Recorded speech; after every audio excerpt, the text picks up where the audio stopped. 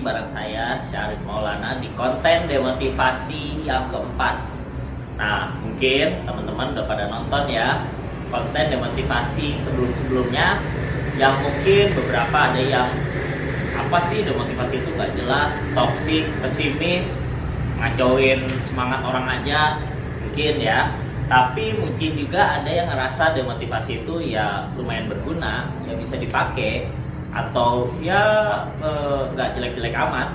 Nah, buat mereka yang anggap demotivasi itu oke, mungkin bagus, perlu diingat bahwa ada tiga jenis orang yang sebaiknya jangan didemotivasi. Artinya demotivasi itu tidak bisa diterapkan bagi semua orang. Nah, siapa aja sih tiga orang yang tidak layak atau sebaiknya jangan didemotivasi? Yang pertama adalah anak-anak. Nah, kenapa sih anak-anak jangan didemotivasi? Ya, kalau menurut saya sih anak-anak itu biarin aja dengan gambaran ideal mereka, cita-cita mereka mau jadi apa, gambaran ideal mereka tentang profesi atau orang yang mereka cita-citakan itu kita biarkan aja sesuai dengan imajinasi mereka. Misalnya mereka pengen jadi dokter, ya udah kita kasih gambaran dokter yang ideal itu seperti apa, kita puji mereka punya cita-cita menjadi dokter. Itu menurutku udah cukup ya. Gak perlu kita kasih tahu bahwa dokter itu nanti begini, dokter itu nanti begitu ya. Itu kayaknya nggak signifikan juga dan malah mematikan cita-cita anak-anak. Atau misalnya ada anak yang punya cita-cita ingin menjadi guru, ya guru kan wah keren ya, mengajar orang-orang gitu ya. Kita tidak perlu katakan bahwa nah guru itu gajinya kecil, nah guru itu nanti sebutannya pahlawan tanpa tanda jasa, atau guru itu ya murid-muridnya udah pada sukses, si guru tetap jadi guru. Atau ya guru itu capek bikin kurikulum, ya harus datang pagi, kadang pas libur mereka meriksa ujian. Ya hal-hal itu kita ungkapkan, tetapi tidak perlu diberi tambahan bahwa itu tuh hal yang buruk bagi seorang guru. Jadi artinya terhadap anak-anak itu, apapun yang mereka cita-citakan kita dukung aja, dan kita beri gambaran idealnya bahwa ini nantinya oke, nantinya bagus, selama cita-cita itu ya adalah sesuatu yang katakanlah diterima oleh masyarakat secara umum, ya kita dukung aja ya. Kecuali cita-citanya pengen jadi kayak Mario Dandi, nah itu kan bahaya ya, mesti kita ingetin. Karena Mario Dandi itu ya contoh orang yang terlalu bersemangat sampai-sampai ya kayak gitu kelakuannya. Oke. Nah itu contoh pertama dari orang yang nggak boleh didemotivasi.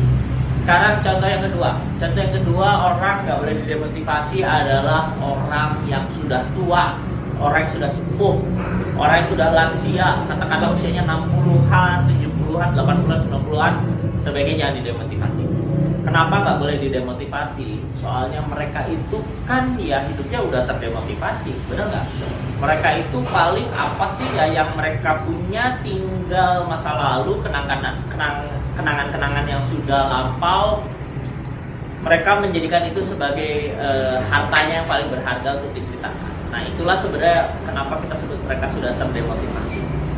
Atau di sisi lain ya mereka juga sudah nggak punya cita-cita yang terlalu jauh, terlalu panjang, terlalu besar banget gitu ya. Mungkin cita-citanya sederhana, pengen ngumpul sama cucu, pengen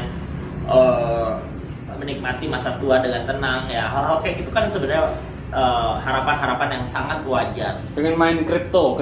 Pengen main kripto di usia tua juga ada kan, simple aja ya. Nah tapi ada juga sih yang udah tua tapi malah pengen jabatan ya, proyeknya itu pengecualian lah, hanya ada beberapa ya, kayak misalnya LPP atau PS yang udah tua pun masih aja pengen nyalon. Nah kan PS ya, PlayStation Subianto. PlayStation Ya, nah jadi maksudnya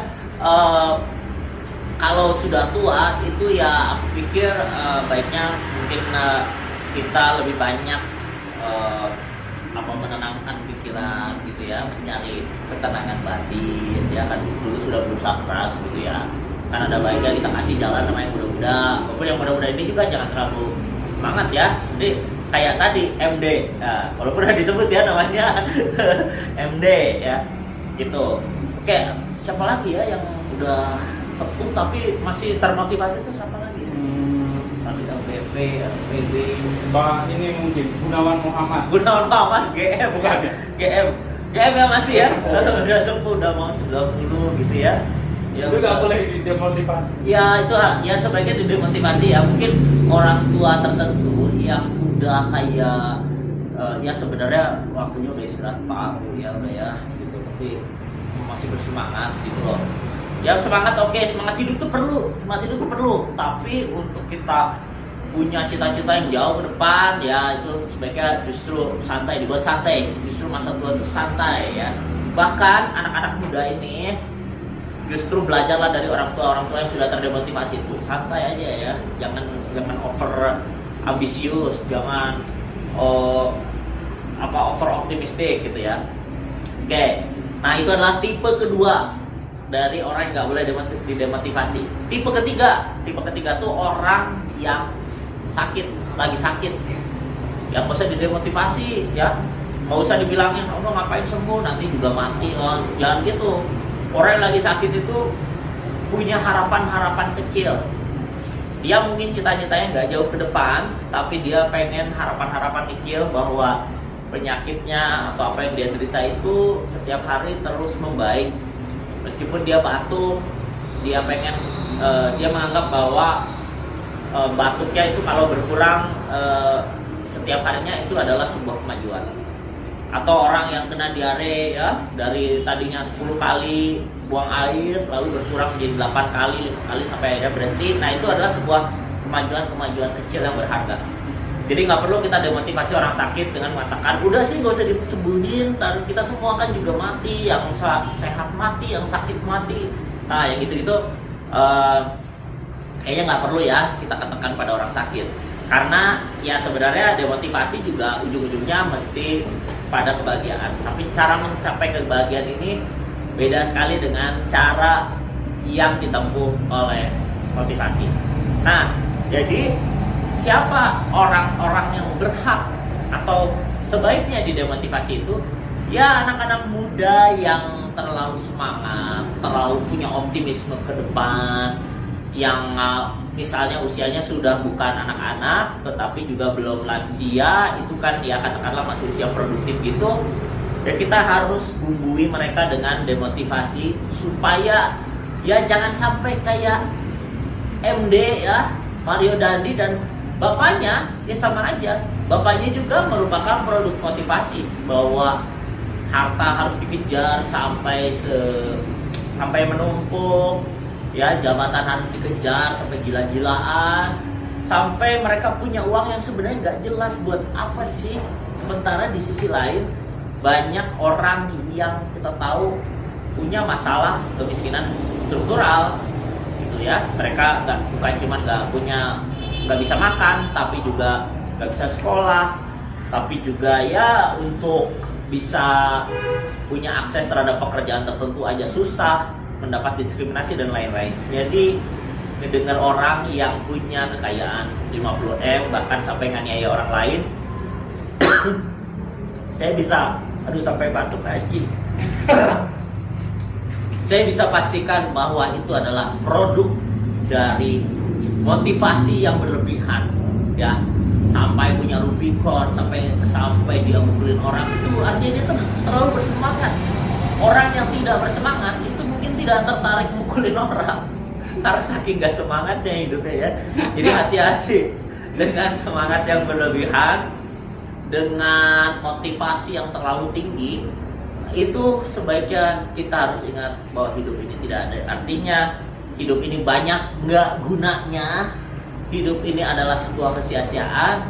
Dan kita belajarlah sama para orang tua yang selalu mengenang masa lalu sebagai harta berharganya pada anak-anak yang Aku pikir mereka punya cita-cita ideal, tetapi ya karena mungkin mereka masih sambil belajar begitu, jadi dikejarnya juga santai, mungkin belum terlalu kepikiran untuk saling menyingkirkan dan memangsa orang lain gitu ya. Mungkin dalam permainan aja mereka melakukannya, tetapi tidak selalu. Dan belajar mungkin pada orang sakit ya, dengan memahami bahwa kita semua pada hakikatnya ya orang-orang sakit ya sih. Ya cukup aja kita menikmati kemajuan demi kemajuan kecil tanpa harus kita menumpuk kemajuan itu, mengakumulasikannya sampai dapat 50M lalu bingung dipakai apa, sampai akhirnya malah dipakai pukulin orang gitu. Oke, sekian demo keempat, kita ketemu lagi di edisi berikutnya. Bye bye.